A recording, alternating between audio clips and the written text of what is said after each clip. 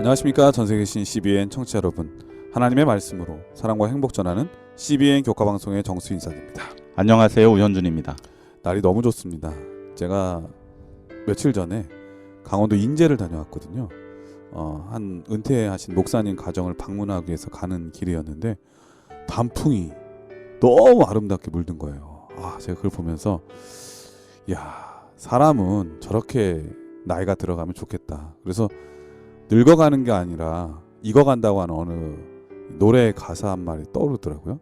또 막상 그 목사님을 뵀는데 진짜 그 말이 너무 잘 어울리는 거예요. 그 연세에도 여전히 선교에 대한 식지 않는 열정이 있음을 보고 많이 배우고 왔거든요. 근데 또 며칠 전에 한 귀한 전화를 받았는데요. 성함이 제임스세요. 제임스. 외국 분이신가 보네요. 네, 외국분은 아니시고요. 미국 애리조나에 사시는 할머니신데 성함이 제임스라고 하시더라고요. 여쭤보니까. 영어 이름이 예. 우리나라 분이시군요. 네, 근데 이제 한국에 잠깐 오셔서 저희한테 전화를 주신 건데 그동안 5년 넘게 이 방송을 잘 듣고 있다고, 나도 1만 원의 행복 캠페인 참여했으니까 열심히 해달라고 하는 그런 당부의 말씀과 감사의 말씀을 전해주셨습니다. 이 자리를 빌어서 진심으로 감사의 말씀을 드립니다. 이분도 보니까는 정말 아름다운 단풍과 같지 않습니까? 네, 익어가시는 네. 영적으로 익어가시는 분이시네요. 우리 방송이 전 세계에 이렇게 들려지는 그러한 방송이잖아요. 우리 정수희 목사님을 비롯해서 우리 3명의 강사들, 우리 김성진 목사님까지 포함해서 4명의 강사들도 정말 막중한 책임감과 또 영적인 부담감을 가지고 기도드리면서 이 방송들을 준비하고 있습니다. 네. 부족하지만 외쳐지는 이 기별을 통해서 우리 제임스 할머니처럼 전 세계 각곳에서 또 이 방송을 통해 신앙을 키워가시고 익어가시는 우리 성도님들 계실 텐데 정말 기도드리면서 응원드리고요. 각자의 위치에서 말씀에 순종하시면서 영적으로 더욱 익어가시는 이 가을이 되시기를 축원드립니다. 네, 우리가 하늘에서 만나면 단풍이 될 것 같아요. 네, 예수님과 CBN 더불어서. 단풍. 네, CBN 단풍. 네, 혹시 이 자리를 빌어서 1만 원의 행복 캠페인에 참여하고 싶은 분들이 계시다면 홈페이지 CBN 코리아 아래 하단에 보면은 계좌번호가 있으니까요. 여러분 꼭 참여해 주시기를 부탁드리겠습니다.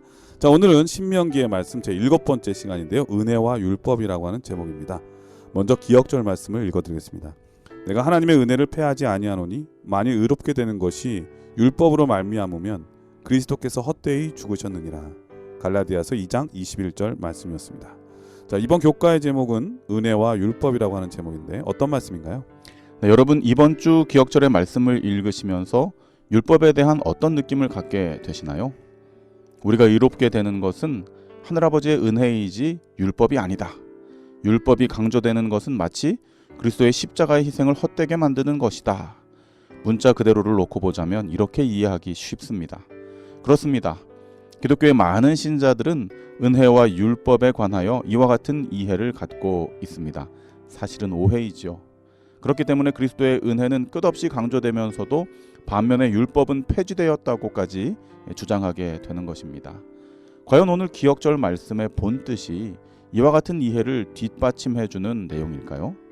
율법과 은혜는 어떤 관계가 있는 것일까요? 그리고 우리에게는 율법과 은혜가 어떤 영향을 주는 것일까요? 이번 주 교과의 두 큰 핵심은 바로 율법과 은혜입니다. 우리가 오늘 말씀을 열 때에 아버지의 영께서 충만히 임하셔서 우리 구원의 핵심인 율법과 은혜에 대한 올바른 이해를 가질 수 있도록 도와주시기를 기도드립니다. 예, 오늘 말씀은 신명기에 나타난 이 은혜와 율법이 어떤 연관이 있는지, 어떤 관계에 있는지 우리 우현준 목사님 통해서 배워보도록 하겠습니다. 말씀에 앞서 찬미 듣고 시작합니다. 여기는 말씀의 방송 CBN 코리아입니다.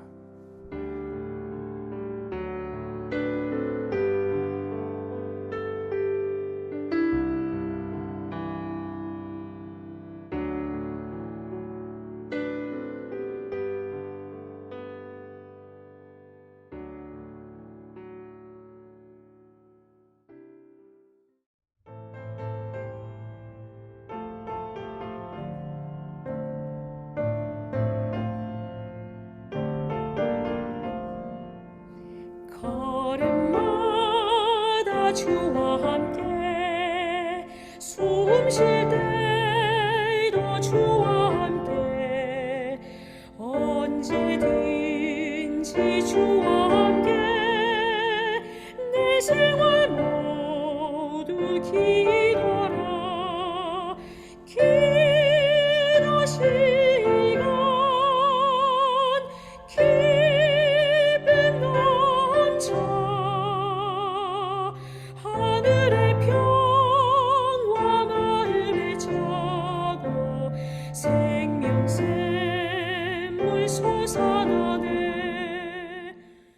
예, 참미 잘 들었습니다. 일요일 소지는 하늘에 있는 법이라고 하는 제목인데요. 어떤 말씀인가요? 우리는 한없이 선한 사람을 볼 때 어떤 표현을 사용합니까? 법 없이도 살아. 저 네. 사람은 뭐 이런 얘기. 저 사람은 법 없어도 살 사람이야. 네. 이 표현은 곰곰이 생각해 보면 굉장히 의미가 있는 표현입니다. 이 표현은 법의 불필요성에 대한 표현일까요? 아니면 그 사람의 선함에 대한 표현일까요? 당연히 선함이고 네, 그렇죠. 그의 양심적으로 따르는 모든 삶이 법 위에 있다고 하는 표현일 수 있겠죠. 네, 당연히 후자에 대한 내용일 것입니다. 오히려 이 말은 더욱더 법이 필요하다는 것을 전제하고 있어요. 왜냐하면 그 사람의 선함을 무엇으로 측정하겠습니까? 법이라는 선에 대한 판단 기준이 있기에 그 사람이 선한지 아니한지를 분별할 수 있는 것이죠. 법에 대한 이야기로 제가 이제 시작을 하는데요. 일요일 소지의 제목이 하늘에 있는 법이지 않습니까? 법이 있어야 될까 말아야 될까에 대한 궁금증, 이 부분에 대해서 하늘에서도 이와 같은 생각들이 있었고 또 이 궁금증이 범죄 전 하늘 천사들 사이에서 굉장히 크게 회자되었다는 것을 우리는 너무나 잘 알고 있습니다. 가장 위대한 창조물이었던 루스벨의 입에서 시작된 이 말, 다른 세계 거민들에게는 율법이 필요할 수도 있겠지만 천사들은 더 높은 존재자들이므로 그와 같은 속박이 필요 없다. 왜냐하면 그들 자신의 지혜가 충분한 안내자가 되기 때문이다. 이 부조화 선지자 37쪽에 있는 말씀이거든요. 네. 이 그토록 율법의 불필요성에 대해 외쳤던 루스벨, 엄청나게 교만했네요, 진짜. 그는 결국 어떻게 되었을까요? 성경은 아주 명확하게 이렇게 기록하고 있습니다. 에스겔서 28장 15절입니다. 내가 지음을 받던 날로부터 내 모든 길에 완전하더니 마침내 불의가 드러났도다. 네, 율법이 불필요하다고 생각하시는 분들, 이 에스겔서 28장 15절의 결론이 나의 결론이 될 수 있다는 사실에 우리가 정말 경각심을 가질 필요가 있습니다. 그러니까 이제 루스벨은 나 같은 존재는 사실 법이 필요 없는데 완전하니까 그런데 왜 하나님 굳이 법을 만드셨냐 이렇게 따지고 불평하는 거잖아요. 그런데 결국은 불의가 드러났다는 거 아닙니까? 그것이 불의였다는 것이죠. 네. 그 동기가 의로운 동기가 아니었다는 것입니다. 루스벨은 의롭지 못함을 결국 드러냅니다. 그의 심중에 선하지 못한 동기들이 결국은 그대로 다 드러나게 되죠. 그리고 그것이 불법이라고 판단해주는 중요한 도구가 있었으니 그것이 바로 율법이었던 것입니다. 화이트는 다음과 같이 기록합니다. 산상수훈 109쪽의 말씀입니다. 하나님의 뜻은 그분의 거룩한 율법에 표현되어 있으며 이 율법의 원칙은 곧 하늘의 원칙이다. 하늘의 천사들에게는 하나님의 뜻을 아는 것이 가장 높은 지식을 얻는 것이며 그분의 뜻을 실행하는 것이 그들의 힘으로 할 수 있는 가장 큰 봉사이다. 율법은 하늘 정부의 원칙입니다. 또한 아버지의 뜻이 담겨진 결정체이죠. 그리고 피조물로서 그분의 뜻을 아는 것이 가장 큰 영광이며 그 뜻대로 사는 것이 하늘아버지께 드릴 수 있는 가장 큰 봉사입니다. 그런 거로 율법을 거절하는 것은 창조주이신 아버지의 뜻을 정면으로 거절하는 것이며 하늘 정부에 대한 반역인 것이죠. 이는 율법이 불필요한 것이 아니요 율법의 정신에 반하는 것이 죄임을 명백히 하는 것입니다. 그래서 바울은 다음과 같이 기록합니다. 로마서 7장 7절입니다. 그런즉 우리가 무슨 말 하리요? 율법이 죄냐? 그럴 수 없느니라. 율법으로 말미암지 않고는 내가 죄를 알지 못하였으니 곧 율법이 탐내지 말라 하지 아니하였다면 내가 탐심을 알지 못하였으리라. 감사합니다. 갈라디아 2장 21절 오늘 기억절의 말씀에서는 율법으로 말미암아 그리스도께서 헛되이 죽으셨다라고 기록했던 바울은 로마서 7장 7절에서 이 내용을 명확하게 이해할 수 있는 또 다른 이 진리를 우리에게 제시하죠. 율법이 죄냐? 그럴 수 없느니라. 율법으로 말미암지 않고는 내가 죄를 알지 못하였다. 이렇게 기록하고 있는 것입니다. 인류가 창조되기 전 이전부터 이미 하늘에는 율법이 존재했다고 성경은 기록합니다. 그리고 그 율법은 정죄의 도구가 아닌 오히려 하늘 거민들이 아버지의 뜻을 배우고 깨달아 알며 순종하여 준행하게 하는 의로운 판단 기준이었다라고 가르치고 있지요. 왜 이번 주 교과 첫 내용이 하늘로부터 율법이 존재했다는 사실을 가르치고 있는지 그리고 그 내용이 왜 중요한지에 대해 다음 과목들을 통해 살펴보도록 하겠습니다. 네, 일월 소지는 하늘에 있는 법이라고 하는 제목인데요. 만약에 하늘에도 법이 없었다면 천사가 한 불의는 불의가 아니 되죠. 판단 기준이 없는 거죠. 네, 그렇습니다. 그렇게 되면 온 우주가 얼마나 혼란에 빠졌을까. 그러니까 질서가 있어야 되는 곳, 그런 곳은 어디든지 필요하잖아요. 그러려면 그에 맞는 아름다운 법이 있어야 되는데 하늘에서도 법이 있었다는 것입니다. 하늘의 법은 여러분도 다 알다시피 바로 공의와 사랑, 공의와 자비라고 다 알고 있지요. 자, 월요 소지는 신명기에 나타난 율법이라고 하는 제목인데요. 어떤 말씀인가요? 신명기 뜻은 말 그대로 새로울 신에 명령하다 명, 즉 다시 주어진 율법이라는 뜻을 가지고 있습니다. 신명기는 히브리 민족들이 불신과 불순종으로 40년 광야를 유리방황한 후에 다시 가나안 국경에 서서 약속의 땅을 취하기 전 마지막 유언처럼 모세를 통해 주신 가르침입니다. 그런데 놀랍게도 그의 설교의 핵심은 율법이었습니다. 교과에 소개되고 있는 성경절들 신명기 4장 44절, 17장 19절, 28장 58절, 30장 10절, 31장 12절, 32장 46절, 33장 2절 매 요지마다 율법에 대해서 이 내용들을 살펴보면 모두 율법을 준행하고 그 명령에 순종하라고 하는 호소들로 가득 차 있는 것이죠. 모세는 왜 그토록 애절한 마음으로 사랑하는 후세들에게 율법에 순종하라고 외치는 것일까요? 우리가 뭐 지금까지 계속 공부를 해왔습니다만은 목사님께서 그렇게 말씀하시니까 어떤 면에서 광야에도 율법이 필요했지만 가나안에 들어가서도 하나님의 율법은 필요하기 때문에 더 강조한 것은 분명하겠죠. 네. 목사님께서 말씀해 주신 것처럼 우리는 이 신명기가 기록된 그 시점에 주목을 할 필요가 있습니다. 광야에서 주어진 이 말씀이 신명기가 아니고 네. 광야에 이 신명기는 서두에서 말씀드렸듯이 출애굽 여정의 마지막 지점에서 이제 가나안 접경지에서 이 말씀이 선포되는 것이거든요. 다음 세대를 위해서. 네. 만약 그리고 다음 삶을 위해서 음. 앞으로의 삶을 위해서 이제 제시가 되는 것이죠. 이 만약 출애굽을 시작하기도 전에 주님께서 너는 먼저 무조건 이 명령들은 지켜라. 그러면 조건적으로 너희들을 약속의 땅으로 인도하시겠다라고 지속적으로 말씀하셨다면 일반 기독교인들의 이해처럼 율법이 우리를 얽매고 힘들게 하는 조건이 될 수도 있습니다. 40년 더 걸렸을 수도 있고 네. 아예 못 들어갈 수도 있었겠죠. 네. 그러나 이 말씀은 출애굽 여정 내내 사랑과 인내로 이스라엘 백성들을 인도하신 후에 약속의 땅 문턱에서 이와 같은 은혜를 받은 자로서 이제 약속의 땅에 들어가거든 주님 마음을 이해하며 그분의 뜻대로 살아가 달라고 하는 은혜에 대한 반응을 요청하는 것이죠. 예, 저는 이런 생각도 해봐요. 만약에 모세가 지금 살아있다면 지금 예수님의 재림이 가까운 이때 우리에게 어떤 말씀하실까? 그는 또 신명기의 말씀하시지 않을까? 그런 생각이 들어요. 네. 네, 하늘이 가까우니까. 네. 약속의 땅 가나안이. 네, 맞습니다. 그래서 우리가 신명기 서론에서 처음 공부할 때 배웠던 네. 것처럼 신명기의 말씀은 현대 진리 기별인 것입니다. 맞습니다. 오늘날 우리에게 딱 적용이 되는 말씀인 것이죠. 특별히 또 매 시대지만 오늘날의 시대. 네, 하늘이 그렇습니다. 가까운 이 시대. 네, 맞습니다. 자, 다시 본론으로 돌아와서요. 교과는 하늘 아버지의 은혜를 이렇게 요약합니다. 첫째, 출애굽과 광야의 여정은 이스라엘 백성들 스스로는 결코 할 수 없었던 것이죠. 그렇죠. 그 광야 40년을 그러니까 출애굽부터 열재앙부터 시작해서 이스라엘 백성들이 그들이 가나안 땅으로 올 때까지 했던 게 불순종밖에 없거든요, 사실. 불평하고 네. 불만하고.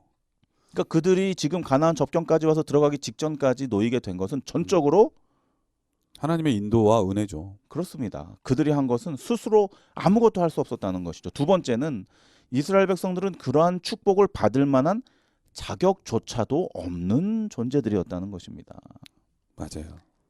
이 내용들을 통해 우리가 깨닫게 되는 중요한 영적 교훈은 구원은 율법의 순종에서 오는 것이 아니라 전적으로 하늘아버지의 은혜로 주어진다는 사실입니다. 그저 감사히 살아가기만 하면 돼요. 그렇습니다. 주는 거 먹고. 맞습니다. 그리고 그 은혜를 진심으로 이해하고 감사하는 마음을 갖게 될 때에 비로소 순종을 통해 아버지의 뜻이 담겨져 있는 율법을 준행하게 되는 것이죠. 그런데 그들이 40년 동안 반복했던 게 가고 멈추고 또 먹고 마시고 이런 거잖아요.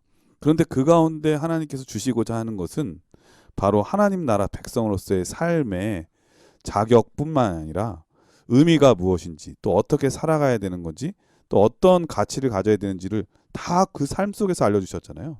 바로 마찬가지겠죠. 우리의 삶 속에서도. 그렇습니다. 그 하루하루의 삶이 나의 노력과 능력으로는 단 한 발짝도 앞으로 나가지 못한다는 것을 그들은 그 공과를 통해서 배워야 했습니다. 오늘날도 마찬가지입니다. 우리를 구원하는 것은 율법의 행위가 아니라, 그러니까 우리가 무엇을 했다, 우리가 구원받을 만한 자격이 있다, 어떤 내 행위로 드러내는 것이 아니라 하늘 아버지의 전적인 은혜입니다. 율법을 주신 하나님의 은혜죠 또. 네, 그렇습니다. 바울은 로마서 3장 20절에 다음과 같이 기록합니다. 그러므로 사람이 의롭다 하심을 얻는 것은 율법의 행위에 있지 않고 믿음으로 되는 줄 우리가 인정하노라. 네, 다시 한번 기억절의 말씀으로 돌아가 보도록 하겠습니다. 갈라디아 2장 21절입니다. 내가 하나님의 은혜를 패하지 아니하노니 만일 의롭게 되는 것이 율법으로 말미암으면 그리스도께서 헛되이 죽으셨느니라. 이러한 배경, 우리가 오늘 월요일 교과를 통해 함께 나눈 이야기의 이 배경으로서 로마서와 갈라디아서의 말씀을 읽을 때에 우리는 비로소 올바른 이해를 하게 되는 것이죠. 이 말씀은 율법의 무효성이나 불필요성에 대해 기록한 말씀이 아닌 것입니다. 받은 은혜가 먼저요, 그 은혜로 받은 구원에 감격하여 율법에 순종하는 삶이 필요하다는 것을 설명하고 있는 복음인 것이죠. 이것이 바로 올바른 은혜와 율법의 관계를 이해하는 것입니다. 신명기는 은혜와 율법의 관계를 보여주는 거대한 실물 교훈과 같다고 교과는 이야기합니다. 우리가 이스라엘 백성들에게 베푸신 하늘아버지의 은혜를 그들의 역사를 통해 확인하고 여전히 그들에게 주님의 품성을 닮은 자들로 살아주기를 기다리시며 요청하시는 아버지의 인내하심을 바라보게 되는 것이죠. 오늘 우리에게도 이와 같은 동일한 은혜를 베푸시는 우리 하늘아버지의 은혜에 감사드리게 되는 우리 모두가 되시기를 바랍니다. 예, 월요일 소지는 신명기에 나타난 율법이라고 하는 제목인데요. 율법이 무가치하거나 불필요했다면 예수님께서 십자가에 죽으실 필요는 더더욱 없었겠죠. 이 율법이 영원하고 소중한 것만큼이나 그분의 사랑이 뜨겁기 때문에 십자가를 통해서 그 율법을 이루셨고 그 율법의 이루심을 통해서 우리는 구원과 영생의 소망을 다시 얻을 수 있었던 것 아니겠습니까? 이러한 놀라운 축복의 율법 여러분들의 마음에 간직하게 되기를 간절히 바랍니다. 화요일 소지는 내 행복을 위하여라고 하는 제목인데요. 어떤 말씀인가요? 우리는 월요일 교과를 통해 율법과 은혜의 관계를 올바로 공부하게 되었습니다. 화요일 교과에서는 그렇다면 율법은 우리에게 어떤 역할을 하는가에 대해 살펴보겠습니다. 일반 기독교인들의 오래 묵은 또 다른 한 가지 오해는 바로 구약과 신약을 갈라놓는다는 것입니다. 구약은 가혹하고 복수심 가득하며 무자비한 하나님에 대해 묘사하는 것이고, 신약은 자신을 죽기까지 희생하시는 은혜의 그리스도를 기록하고 있으므로 은혜 중심의 신앙을 위해 신약이 더 강조되어야 한다는 것이죠. 그러나 그것은 구약의 기억자도 안 읽어본 사람들의 궤변일 것입니다. 구약 어느 한 구석을 읽어본다 할지라도 하늘아버지께서 얼마나 패악무도하고 배은망덕한 이스라엘을 용서하시고 참아주시고 사랑과 은혜로 이끌어 주시는지를 우리는 바로 깨달아 알 수 있기 때문이죠. 그 중에 한 예로 신명기 10장 15절을 읽어보도록 하겠습니다. 여호와께서 오직 내 열조를 기뻐하시고 그들을 사랑하사 그 후손 너희를 만민 중에서 택하셨음이 오늘날과 같으니라. 이스라엘 백성들을 선택하신 이유에 대해서 신명기 10장 15절은 이야기합니다. 출애굽시키셔서 약속의 땅으로 인도하신 이유를 이야기하는 것이죠. 그 이유는 바로 그들의 조상들로부터 사랑하시고 기뻐하시기 때문이라고 여호와께서 직접 고백하시는 모습이 정확히 구약성경 신명기 10장 15절에 기록되어져 있는 것입니다.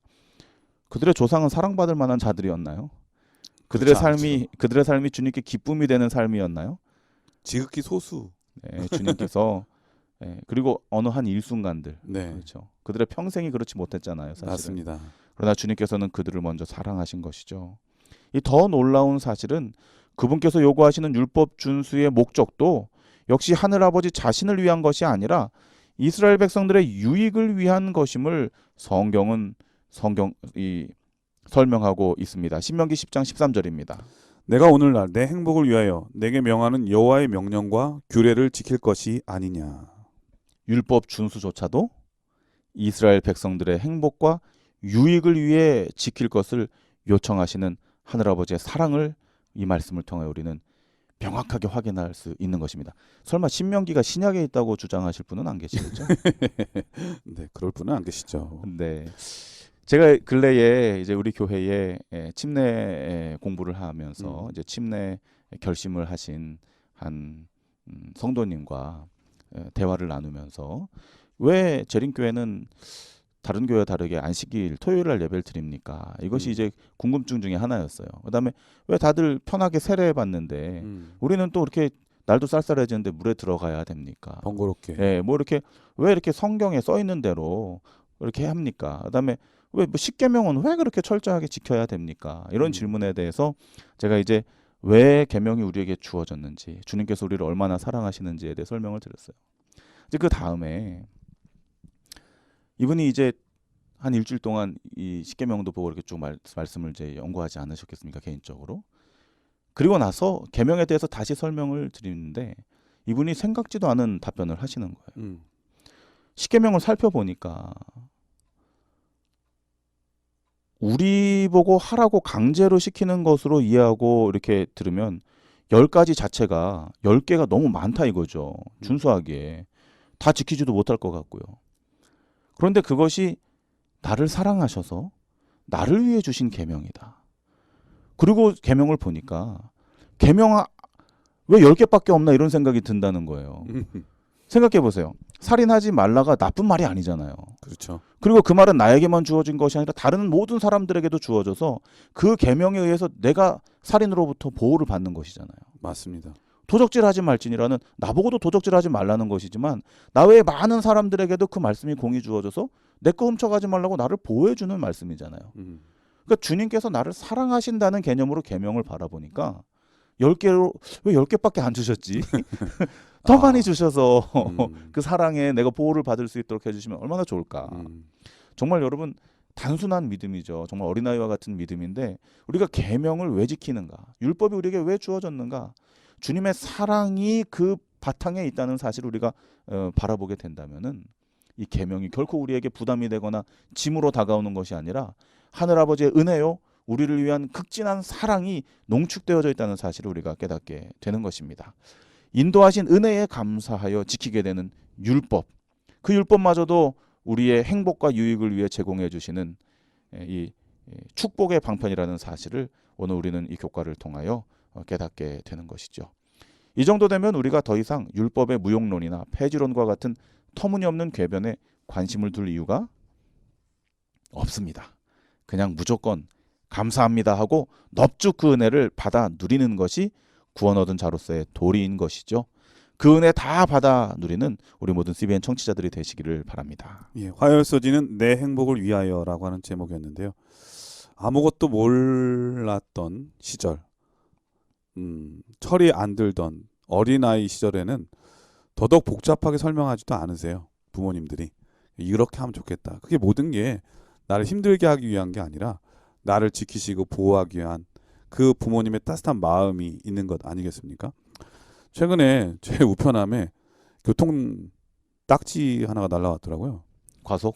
아니요. 이거 딱 봤더니 보통 딱지는 얼마 이렇게 범칙금 나오는데 이게 그런 건 없고 무슨 이렇게 설명서 같은 거였어요. 그래서 출석 요청이나 전화를 해달라는 거였습니다. 그래서 제가 전화를 했죠. 교통과에.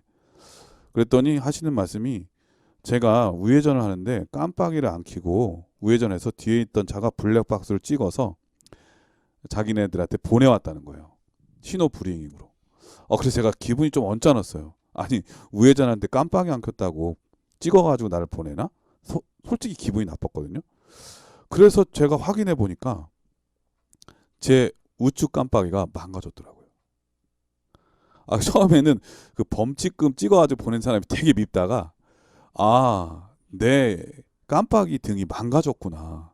앞으로 계속 이렇게 운전하면 내가 더 위험해지는 건데 그렇게 생각하니까 법의 보호를 받으시는 너무 고마운 거예요. 야, 이런 것까지도 알려주는 참 멋진 사람이구나. 처음에는 뭐 이런 사람이 다 있어라고 생각했는데 그 사실이 오히려 또 고맙게 느껴지더라고요. 그러니까 만약에 우리가 그런 법이 없었다면 저는 아마 밤중에 더 위험할 수도 있었고 운전할 때 더 위험할 수도 있겠죠.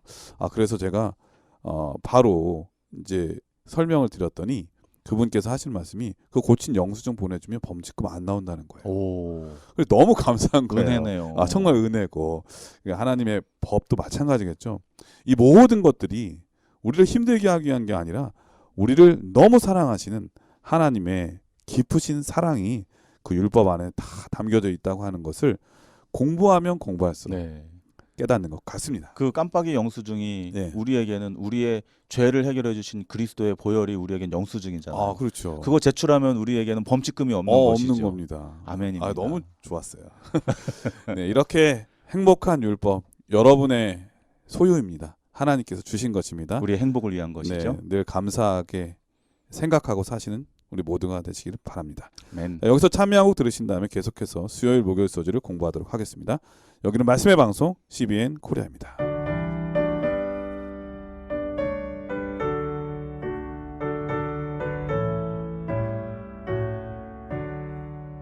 그 크신 하나님의 사랑 말로 다 영영 못하네. 저 높고 높은 별을 넘어 이 낮고 낮은 땅 위에 죄 지은 영혼 구하러 그 아들 보내사 화목제 삼아 주셔서 죄 용서하시네. 그 크신 하나님의 사랑 다 증명 못하며 영원히 변치 않는 사랑 성도여 찬양하세. 예, 수요일 소지는 애굽에서 종된 자라고 하는 제목인데요. 어떤 말씀인가요? 수요일 교과는 율법과 관련하여 신명기가 강조하고 있는 또 한 가지 중요한 영적 교훈을 우리에게 말해주고 있습니다. 그것은 바로 율법이 구원의 은혜와 깊은 관련이 있다는 것입니다. 신명기 곳곳에는 아버지께서 이스라엘 백성들을 애굽에서 구원해 내셨다는 사실을 반복하여 강조합니다. 신명기 26장 8절입니다. 여호와께서 강한 손과 편팔과 큰 위엄과 이적과 기사로 우리를 애굽에서 인도하여 내시고. 이는 주님께서 그들을 위해 무슨 일을 하셨는지에 대해 상기시켜주기 위함이었습니다. 주님께서 이 애굽에서 종되었던 자들이라고 하는 것을 거듭 강조하신 것은 너의 존재가 종이었다라는 것을 계속 이렇게 자존감을 낮추시려는 것이 아니라 그러한 존재들을 구원해 내셨다고 하는 그분께서 무슨 일을 행하셨는지에 대한 것을 상기시키기 위함이었다는 것이죠. 모세가 이스라엘 백성들을 모아놓고 율법에 대해 설명하면서 맨 처음 시내산에서 받았던 계명에 대해 풀이하는 장면이 신명기 5장에 기록되어져 있습니다. 그러면서 그는 특별히 계명의 핵심이 되는 넷째 계명 안식일 준수에 대해 설명하면서 원본인 출애굽기 20장의 내용에 더 깊은 의미를 부여하는 모습을 보게 됩니다. 한번 잘 아시는 내용이지만 그래도 중요한 내용이니까 한번 비교해 보도록 하겠습니다. 출애굽기 20장 8절부터 11절을 목사님과 제가 교차로 읽어보도록 하겠습니다. 교독으로 하겠습니다. 안식일을 기억하여 거룩히 지키라. 엿새 동안은 힘써 너의 모든 일을 행할 것이나 제7일은 너의 하나님 여호와의 안식일인즉 너나 내 아들이나 내 딸이나 내 남종이나 내 여종이나 내 육축이나 내 문 안에 유하는 객이라도 아무 일도 하지 말라. 이는 엿새 동안에 나 여호와가 하늘과 땅과 바다와 그 가운데 모든 것을 만들고 제7일에 쉬었음이라. 그러므로 나 여호와가 안식일을 복되게 하여 그날을 거룩하게 하였느니라. 이게 이제 계명 원본입니다. 네. 이제 신명기 5장에서 이 계명을 후세들에게 1세대가 받은 계명을 2세대들에게 이제 풀이해 주는 거예요. 모세 할아버지가. 네. 자, 풀이하는 내용을 신명기 5장 12절부터 15절 또 교독으로 읽도록 하겠습니다. 여호와 너의 하나님이 내게 명한 대로 안식일을 지켜 거룩하게 하라. 엿새 동안은 힘써 너의 모든 일을 행할 것이나 제7일은 너의 하나님 여호와의 안식일인즉 너나 내 아들이나 내 딸이나 내 남종이나 내 여종이나 내 소나 내 나귀나 내 모든 육축이나 내 문 안에 유하는 객이라도 아무 일도 하지 말고 내 남종이나 내 여종으로 너같이 안식하게 할지니라. 너는 기억하라. 너가 애굽 땅에서 종이 되었더니 너의 하나님 여호와가 강한 손과 편팔로 너를 거기서 인도하여 내었나니 그러므로 너희 하나님 여호와가 너를 명하여 안식일을 지키라 하느니라. 아멘. 계명 원본에는 창조의 기념일로 안식일을 기억하여 지키라고 말씀하시죠. 그리고 광야 40년을 이끄시면서 그들로 하여금 창조하신 주님께서 그들을 어떠한 은혜로 지키시고 보호하셨는지를 깨달아 알게 하십니다. 그리고 다시 한번 주의 종 모세를 통하여 이 계명을 재설명하면서 그들에게 나타낼 때에 해석해 줄 때에 신명기에서는 구속의 기념일로, 창조의 기념일뿐만 아니라 구속의 기념일로 안식일을 기억하여 지키라고 직접 그들에게 체감되는 말씀을 계명을 통하여 해주시는 것이죠. 네, 특별히 애굽의 종되었던 사람들, 그러니까 종으로 살던 사람이 쉬는 날을 얻게 된다는 거는 이거는 복음이죠. 11월 달에 쉬는 날이 없어요. 예, 열심히 일한 당신 쉬라는 말도 있는데 누구나 쉬는 날 좋아하잖아요. 네. 일하는 사람들은. 그러니까 특별히 종에게는 쉬는 날이 그러니까요. 없잖아요. 이거 얼마나 희망이 되는 날이겠어요. 그러니까 구원의 기별인 거죠. 애굽의 종된, 죄의 종된 우리에게 그러한 종이 아니라 이제 넌 자유자라고 하는 것뿐만 아니라 그 자유자라고 하는 것을 느끼게 해주는 게 쉼이잖아요. 그렇죠. 그리고 너만 쉬는 것이 아니라 네. 너로 인하여 음. 너의 아내와 자녀들과 심지어는 종들과 심지어는 육축들 그다음에 니네 집에 오는 손님들까지라도 다 쉬게 해줘라. 이건 정말 이거를 속박이라고 생각하는 것 자체가 이상한 거죠. 사실 내 문안에 유하는 계획, 제가 왜 문안에 유하는 계획도 싫을까 생각해 보니까 지금이야 문안에 유하는 계획들이 다 여행객 뭐 좀 잘 사는 사람들이 여행 다니잖아요. 근데 이 당시에는 여행하는 대부분의 나그네들이 종들이 대부분이었어요. 왜냐하면 주인은 집에서 일이 있고 다 시키거든요. 네. 그러면 종들은 주인의 명령을 다 수행하기 위해서 쉼 없이 달려가야만 했거든요. 그럴 때 오늘은 안식일이기 때문에 쉬라고 하는 그 명령에 따라 쉴 때 얼마나 그 나그네 입장에서 행복하고 기뻤겠습니까? 정말 그러니까 너무 좋은 거죠. 이 말씀은 이렇게 상세히 들여다보기만 하면은 네. 정말 은혜가 넘치는 것 같아요. 하나님의 안식일 율법은 정말 우리 사람에게는 행복 그 자체예요. 최고의 복음이죠. 네, 그렇습니다. 네, 자, 이 제가 출애굽기의 이 십계명 원본과 신명기의 십계명 해설에 대한 내용에서 왜 이렇게 차이점을 둘까? 1.1핵이라도라고 하는 표현이 있는데 왜 모세는 여기다 뭔가를 좀 더 했나? 이제 이런 생각을 해보다가 어느 날 제가 한 그 방송을 통해서 어떤 한 어린 아이를 두고 이 갈등하는 한 부모들의 이야기를 이렇게 보면서 뭐 금쪽이 뭐 이런 거 말씀하시는 아니 그건 아닙니다. 아, 그런 거. 언뜻 어떤 다큐멘터리였던 것 같아요. 언뜻 아 그래서라고 하는 깨달음이 있었어요. 요즘 그런 프로그램이 좀 많으니까. 이제 무슨 내용이었냐면은 두 부모가 아기를 낳았어요. 네. 한 날 한 병원에서. 그런데 바뀌었어요. 아이가. 네. 서로. 네. 그래서 충격인데요. 네. 그런데 한 부모는 굉장히 잘 살아요. 음. 한 부모는 되게 가난하게 살아요. 드라마 같은 얘기인데. 그리고 심지어는 이쪽 못 사는 집에는 엄마가 이제 병으로 벌써 세상을 떴어요. 아. 네. 그래서 너무 안타까운 환경 가운데에서 살고 있는 거예요. 근데 반대쪽 집안은 너무 부유하게 잘 사는 집안이에요. 다큐 맞아요? 드라마 아니에요? 아 실제로 있는 이야기예요. 그렇군요. 그래서 그 아이에게 모든 걸 다 해줄 수 있는 거예요. 그러면서 이들의 분쟁이 뭐냐 하면은 낳은 부모가 진짜 부모냐, 기른 부모가 진짜 부모냐. 아이가 바뀐 걸 나중에 알았나 봐요. 네, 알게 됐어요. 두 부모가 그랬고 정기적으로 두 부모가 아이들과 함께 같이 만나요. 그리고 애들도 둘 다 이 집에 가서 하루 자고 또 이제 어떨 때는 또 저 집에 가서 또 하루 자고 이렇게 같이 놀기도 하고. 같이 양육을 해야 되겠다라고 하는, 왜냐하면 서로가 낳은 아이들이 바뀌었고 서로가 기른 아이들이 바뀌었기 때문이죠. 그 아이들도 진짜 충격이었겠네요. 애들에게는 아직 알리지 않은 것 같아요. 그냥 둘이 친구처럼 이렇게 친구처럼 지내게 지내라고 하는. 하면서. 네. 어떻게 생각하십니까? 낳은 부모가 부모입니까? 기른 부모가 부모입니까? 둘 다 부모죠. 맞습니다. 우리가 그 일을 겪어보지 않았을 때는 무조건 핏줄이지 낳은 부모가 부모지. 그런데 길러본 분들은요. 이제 우리 뭐 사랑으로 이렇게 어댑터한 뭐죠? 입양. 입양한 그러한 부모님들은 자기가 낳은 자녀보다 진짜 더 극진한 사랑을 쏟으시거든요. 낳은 정도 크지만 기른 정도 더 크다고 그러잖아요. 그러니까요. 네. 그런 거로 누구 하나 낳은 걸로만 부모를 주장할 수도 없는 것이고 기른 걸로만 부모를 주장할 수도 없는 것입니다. 뭐 최근에 뭐 아이를 낳기만 하고 모른 체 하다가 나중에 그 아이가 무슨 뭐 보험금인가 예, 무슨 뭐 어떤 상금인가. 사고로 그러니까 맞아요. 이제 죽게 되었을 때 그 보험금 타려고 나온 그 엄마가 있어가지고 사회적 이슈가 됐었죠. 네, 비난의 대상이 되기도 네. 했죠.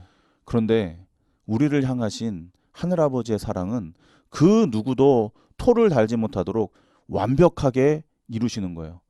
창조를 통하여 우리를 낳으셨다고 증명하시는 것입니다. 안식일을 통해. 그 다음에 구속을 통하여 우리를 기르시다. 구원해내시고 길러내셨다고 하는 양육권이 하늘아버지께 있다는 것을 신명기 5장을 통해서 다시 한번 확증해 주시는 것이죠. 그러니까 모세가 이거를 1.1획 더한 게 아니라 이 뜻을 확장시켜 놓은 하나님께서 거죠. 전하도록 계시하신 거죠. 그렇죠. 내 마음이 이 마음이다. 그런 거로 이 주님께서 하늘 아버지께서 우리의 아버지 우리를 낳으신 분이시오 기르신 분이라고 하는 것을 명확하게 어디에 기록해 놓은 거예요? 안식일. 율법의 안식일 계명에 기록해 놓은 것이에요. 아, 그런데 이걸 우리가 지키지 않으면 어떻게 되겠습니까? 그 안식일을 지킴으로 인해서 나는 고아가 아니다. 그럼요. 난 너무 좋은 부모님이 계시다고 하는 확신, 하늘 아버지가 계시다고 하는 확신이 그 안에 다 들어 있으니까 두려울 게 없겠네요. 아멘입니다. 네, 걱정할 것도 없고. 네. 하늘 아버지께서는 이 두 가지 모두를 충족하시는 분이시죠. 안식일 계명을 중심으로 우리에게 주어진 율법은 우리를 창조하셨을 뿐만 아니라 구원하신 은혜의 상징인 것입니다. 이 귀한 증거들을 우리가 지키지 않으면 누가 지키겠습니까? 우리를 창조하시고 구원하신 아버지 은혜에 감사드리면서 그분의 말씀에 순종하는 하늘아버지의 참된 자녀 되시기를 우리 예수님 이름으로 축복드립니다. 아멘. 자, 수요일 서지는 애굽에서 종된 자라고 하는 제목이었는데요. 이 종된 자들에게 주신 하나님의 율법이 얼마나 큰 의미가 있고 은혜가 되는지 우리 목사님께서 잘 설명해 주셨습니다. 저는 최근에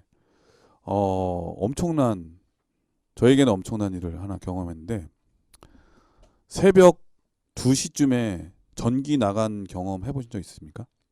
나갔더라도 모를 것 같은데요. 아니요, 제가 그때 깨어 있었는데요. 오. 갑자기 자려고 그러는데 전기가 퍽 하면서 나가버렸어요. 칠흑 같은 어둠. 목사님 아파트에 사시지 네, 않아요? 아파트에. 그래서 제가 그런 일이 있구나. 그래가 제가 이제 두꺼비 집에 가봤거든요. 두꺼비 집이 아파트에도 두꺼비 집이 있어요. 있습니다. 당연히 있죠. 차단기 누전 차단기 있죠. 네. 다른 거 다 괜찮은데 전체 차단기가 내려져 있는 거예요. 그래서 전체 차단기를 올렸는데 또 떨어지. 아니요, 아예 불이 안 들어와요. 야, 심각하다. 그래서 어떻게 당황스럽잖아요.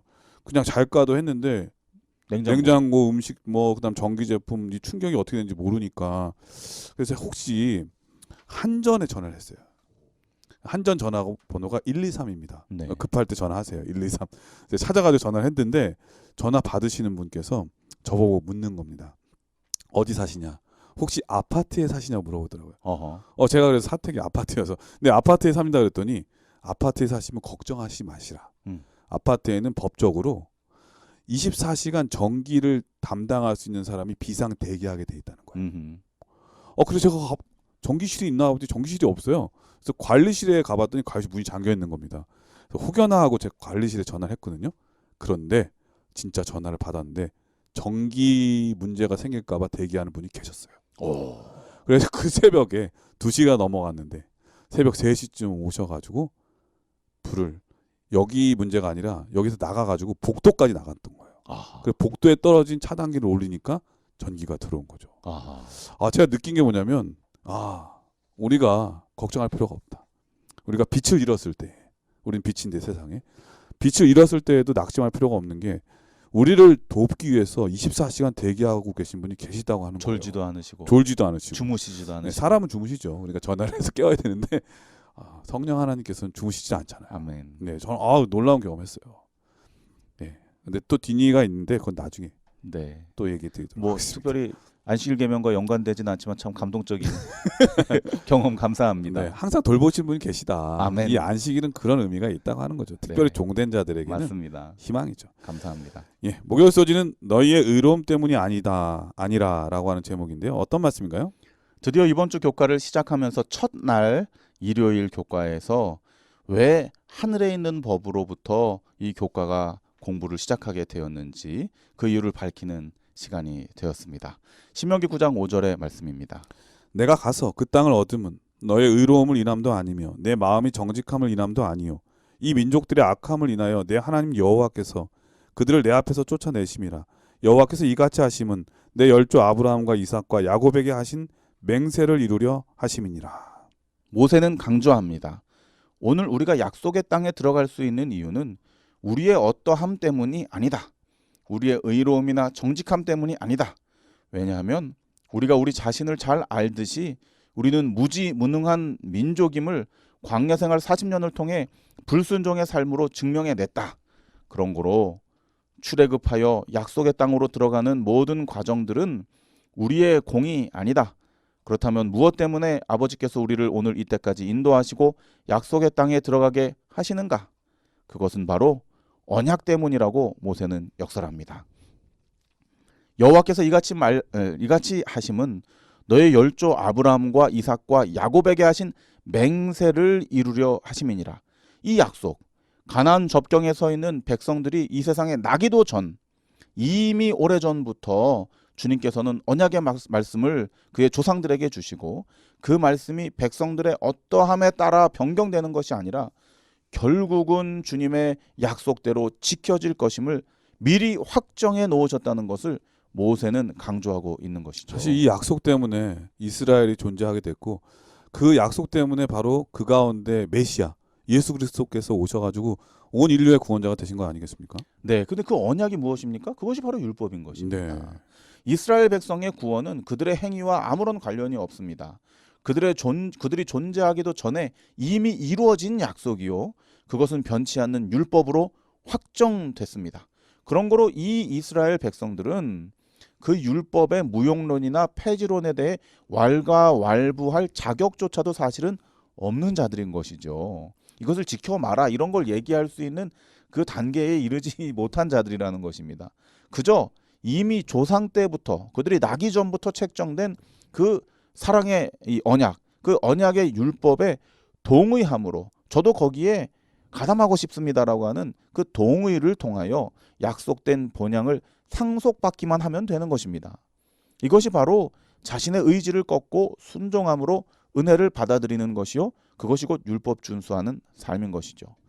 바울 사도는 디모데후서 1장 9절을 통해 이와 같은 사실을 다시 한번 확인시켜 줍니다. 하나님이 우리를 구원하사 거룩하신 부르심으로 부르심은 우리의 행위대로 하심이 아니요 오직 자기 뜻과 영원한 때 전부터 그리스도 예수 안에서 우리에게 주신 은혜대로 하심이라. 영원한 때 전부터. 목사님, 저는 이 구절을 읽으면서 정말 네. 온몸에 전율이 느껴졌습니다. 지금 우리에게 주어진 이 계명이 지금 우리에게 뭐 이렇게 해라 저렇게 해라 그 단순히 그 수준이 아니라 언제부터요? 영원한 때부터, 영원한 때 전부터 그리스도 예수 안에서 우리에게 주신 은혜, 이것이 바로 하늘에서부터 존재했던, 일요일 교과에서 우리가 공부했던 하늘아버지의 사랑의 법, 율법인 것입니다. 사실 하나님께서 사람 인류를 창조하실 때 제일 좋은 선물은 바로 자유의지, 선택에 대한 거잖아요. 그게 선악과였죠. 예. 근데 자유의지라고 하는 거를 주셨을 때는 항상 좋은 결과만 있는 게 아니라 잘못된 결과도 있을 수 있잖아요. 네. 바로 그런 거에 대한 책임을 내가 지겠다고 하는 사람 있을 때 비로소 자유의지를 주는 것이지 그게 없을 때는 아니거든요. 네. 하나님께서 온 인류에게 자유의지라고 하는 제일 큰 선물을 주셨을 때는 그거에 대한 책임을 내가 지겠다고 하는 하나님의 선언이시거든요. 그게 바로 언약의 말씀, 네. 하나님의 율법 안에 들어있는 거죠. 아멘입니다.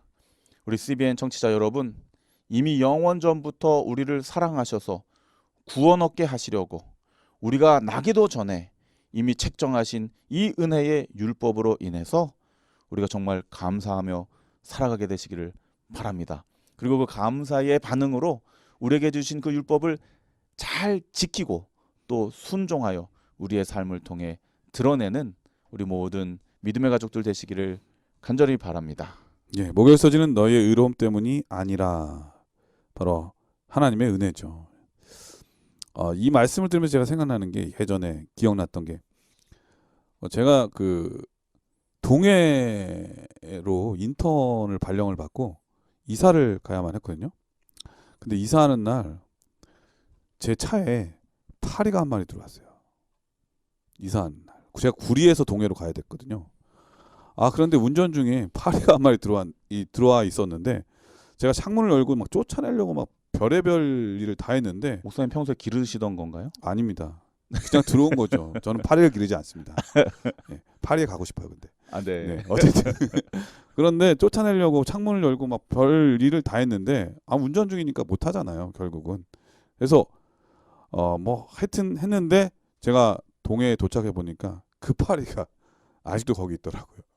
동해로 이사 왔네요. 네, 제가 그때 느낀 게 뭐냐면은 끝까지 함께하는 게 중요하다. 사실은 우리가 하나님의 말씀을 듣고 또 신앙생활 하면서도 다 순종하면서 다 바르게 살지 못할 때가 많잖아요. 그런데 이스라엘 백성들도 끝까지 가나안 문턱에 인도됨을 따라서 오고 그리고 또 계속 인내하니까 결국은 약속의 땅에 들어갈 수 있었던 거거든요. 우리도 인내해야 될 것 같아요. 비록 내 자신이 좀 부족하고 그래도 낙심하지 말고 우리를 빛을 나게 해주시는, 빛을 잃었을 때도 다시 빛을 나게 해주시는, 항상 대기하고 계시는 하나님의 은혜를 생각해 보면서 낙심하지 말고 다시 일어나서 의인처럼 넘어져도 다시 일어나는 우리 모두 되시기를 간절히 축원드립니다. 우리 목사님께서 이번 교과를 간략하게 정리해 주시고 기도하고 마치도록 하겠습니다. 그 무엇과도 비교할 수 없는 은혜로 이스라엘 백성들을 구원해내신 아버지께서는 그에 대한 반응으로 순종을 요구하셨습니다. 하늘아버지의 명령에 순종하며 사는 것이 결국 그들의 행복을 위한 가장 좋은 길임을 아셨기 때문입니다.